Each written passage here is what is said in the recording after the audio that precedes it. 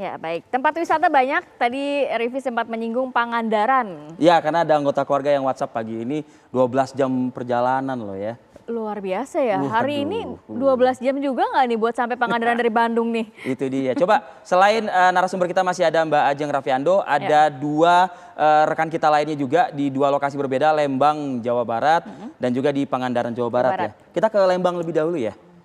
Oke, Endra Kusuma nih, bagaimana pantauan di Lembang? Kabarnya sampai ada yang juga stuck di lokasi ya?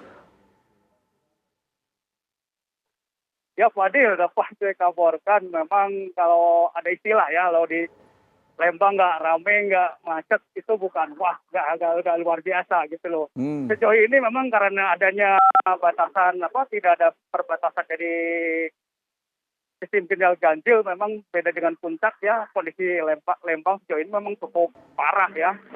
Dan seperti yang saya di belakang ini memang dari pagi di sekitar jam 7 dari arah Bandung memang kendaraan sudah banyak yang naik ke arah Lembang sejauh ini. Dan ini pun memang cukup berlangsung macetnya memang dari H plus pertama sampai H plus 4 ini sebetulnya di depan ini kondisi memang antriannya kelihatan kendaraan dari arah Bandung menuju ke Lembang ini memasukin objek wisata. Dan sejauh ini pula Fadil dapat dikabarkan akibat banyaknya kendaraan yang datang dari Bandung ke Lembang ini memang berbenturan dengan beberapa objek wisata yang ada di Bandung, hingga beberapa objek wisata ini memang membuka jam bukanya memang lebih pagi.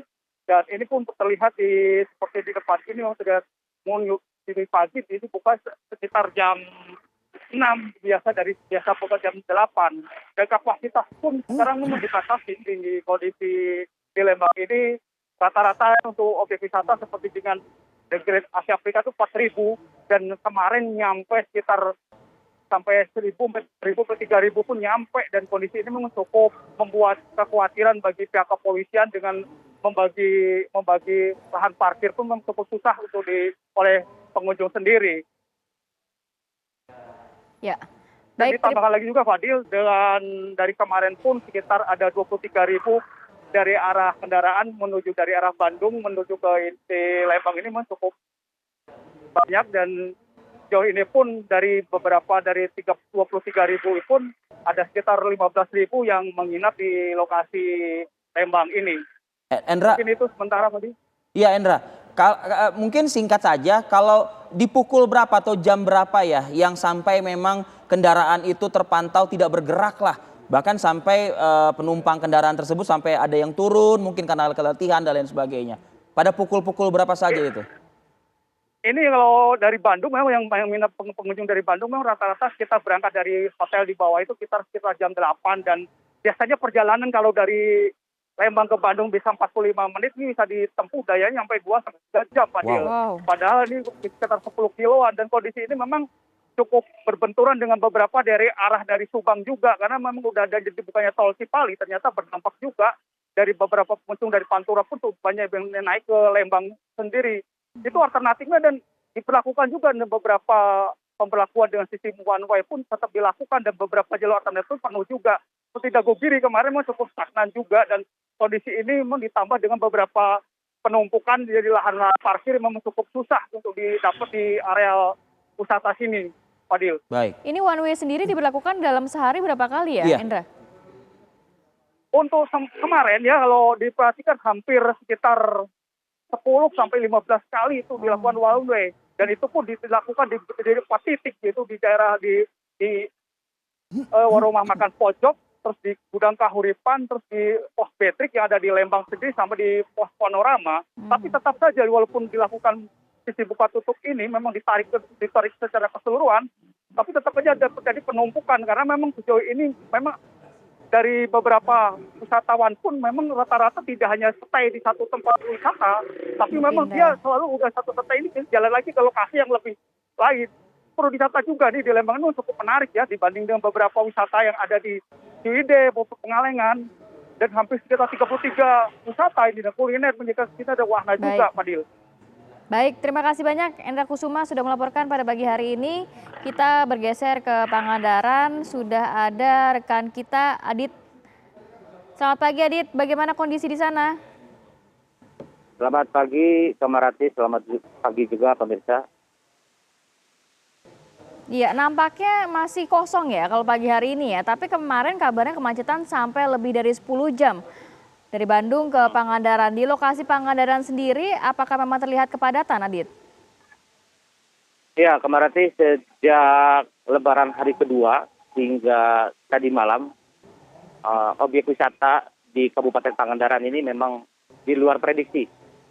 Hal tersebut dikatakan langsung oleh Forkopimda Kabupaten Pangandaran, yaitu Bupati, Wakil Bupati, Kapolres, dan Dandim.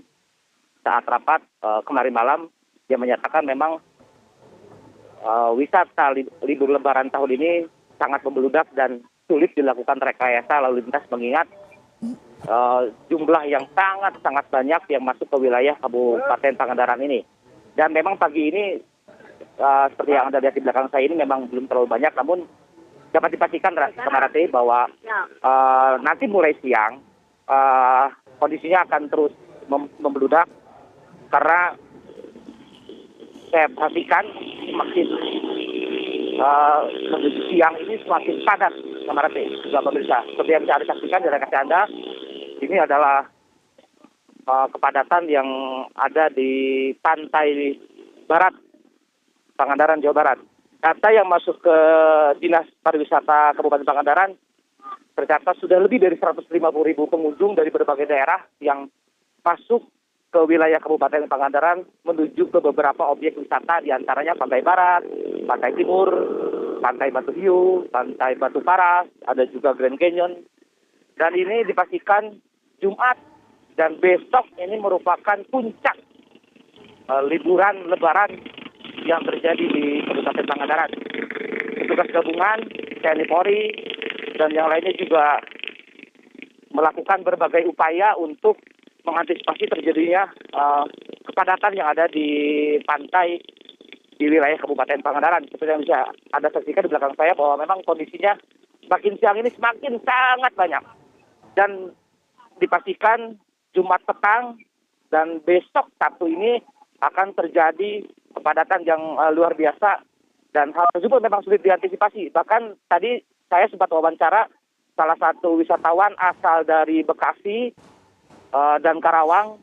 Mereka harus menempuh perjalanan lebih dari 14 jam untuk sampai ke wilayah Kabupaten Pangandaran ini. Bahkan dari Bandung ke Pangandaran yang biasa ditempuh hanya sekitar 4,5 jam ini bisa mencapai 10 jam, Kamarati. Oleh sebab itu nanti dipastikan malam Minggu atau malam Senin akan terjadi arus balik wisata dari Pangandaran ini ke sejumlah daerah di Kabupaten Pangandaran, di luar Kabupaten Pangandaran, Kamarati. Seperti yang Anda saksikan, ini sangat banyak sekali. Baik, Kamarati juga Arif Adil. Baik. Kami sambil memantau ya gambar yang ada di pantai begitu, karena itu membantu kami untuk berhalusinasi juga yang ada di studio ya, biar bisa menikmati air pantai juga ya, ngapain juga di studio lama-lama kan. Nanti gitu. aja liburannya kalau udah sepi, ini masih penuh banget. Mainlah ke Pangandaran lah, di sini terus. Siap. Jangan sekarang. Tapi saya ada Sekarang pesan lama-lama buat di jalan. Endra Kusuma dan juga Aditya Aditya. Triwahyudi. Tadi juga di Bogor ada Usep Sarifudin ya kan. Pokoknya Apa sareng kesehatannya, Kang. Ya. Oh ya, atur nuhun. Itu udah paling penting lah pokoknya. Aditya Wahyudi dan juga Endra Kusuma. Sebelumnya juga ada Usep Sarifudin. Terima kasih informasi dari Anda. Saya ingin balik lagi ke Mbak Ajeng. Mbak, mungkin nggak sih Mbak secara psikologis yang sudah terkuras di sepanjang perjalanan bisa kembali Mbak pada saat mungkin kita sudah menuju di titik yang memang kita rencanakan dari awal. Bisakah psikologis itu kembali seketika layaknya orang-orang pada umumnya begitu? Iya, sebetulnya kan kalau mengunjungi tempat-tempat wisata itu kan bisa dilakukan kapan saja ya. Tapi perbedaan yang paling utama itu adalah di saat waktu Lebaran, liburnya nih barengan semua gitu. Baik yang anak-anak sekolah, kemudian orang-orang yang bekerja, semuanya kan bisa berkumpul bersama.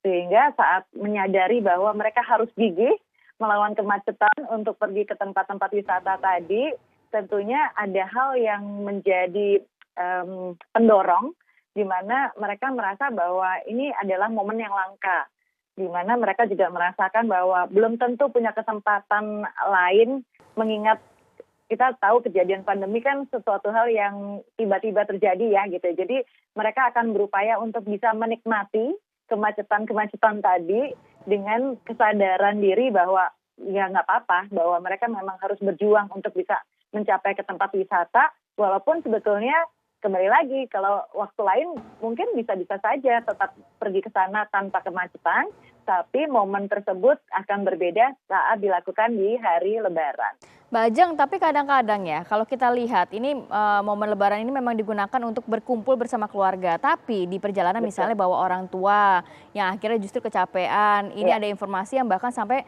kelelahan dibawa ke rumah sakit meninggal dunia. Belum lagi bawa anak-anak di bawah umur begitu kan. Kadang-kadang kondisi fisik tidak hanya psikologis saja begitu yang harus diperhatikan Mbak Ajeng. Kok sampai segitunya bela-belainnya Mbak Ajeng? Tujuannya itu kan meraih manfaat. Iya. Tapi kok yang didapat malah mudarat. Nah itu dia. Itu. Iya. Jadi memang yang perlu diingat kita harus tetap sadar diri dengan kondisi fisik, kondisi mental kita, kondisi psikologisnya. Karena tentunya tiap orang punya ketahanan diri yang berbeda-beda. Sehingga kalau tidak punya kesadaran diri terhadap kapasitas orang-orang yang juga ikut dalam rombongan ke tempat pariwisata ini, tentunya bisa terjadi hal di mana misalnya ada yang tidak nyaman sehingga akhirnya sakit saat di tempat tujuan. Kemudian jangan lupa harus punya kendali diri. Kendali diri ini akan punya manfaat saat kita berpergian dengan kondisi yang juga sebetulnya kan macet ini kan membuat semuanya tidak nyaman ya gitu. Berarti harus punya kontrol terhadap emosinya juga. Harus juga menyadari bahwa kalau memang sedang kondisi fisik tidak baik, berarti harus sadar bahwa ya sebaiknya tidak terlalu memaksakan diri untuk bepergian ke tempat-tempat wisata tadi karena resiko paling utama adalah akan mengalami macet yang luar biasa. Mbak Ajeng, berarti manusia itu memang lumrah ya jika memiliki standar ganda gitu ya Mbak Ajeng ya gitu ya. Dalam artian standar ganda yang saya maksud itu kalau di hari-hari biasa dia mau berangkat ke kantor, dia lewat di jalan ibu kota aja. Kalau udah macet tentu dia kepikiran kan untuk mencari jalan tikus atau mungkin menghindari jalan macet tersebut begitu. Nah tapi kalau untuk musim liburan Lebaran ini kayaknya excuse lah ya gitu ya, pengecualian. Ya kan, biarin aja deh, parkir aja deh di sini gitu loh ibaratnya. Betul. Karena memang kita sadari di Indonesia kan masyarakatnya komunal, di mana saat bisa kumpul bersama itu menjadi momen yang sangat dinantikan.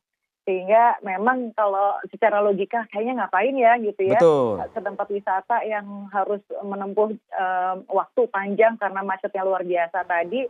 Secara logika mungkin kita nggak sampai gitu ya. Kenapa kok tetap dipaksakan gitu. Tapi dari sisi lainnya ada kondisi di mana memang momen ini menjadi sesuatu hal yang langka sehingga patut untuk diperjuangkan. Baik, terima kasih banyak Mbak Ajeng. Terima kasih Mbak Ajeng Rafiando. Sudah berbagi informasi. Sama-sama. Kalau mungkin masyarakat sepemikiran sama Rati, sama Rivi, sama Mbak Ajeng, tempat wisata kosong. Mendingan di rumah aja gitu ya. Makanya kita nikmatin aja gambar dari tim kita di lapangan kan halu-halu dikit nggak apa-apa ya. Iya kan? Nggak apa-apa. Baik, salam sehat Mbak Ajeng. Assalamualaikum. Sama-sama Rati, waalaikumsalam.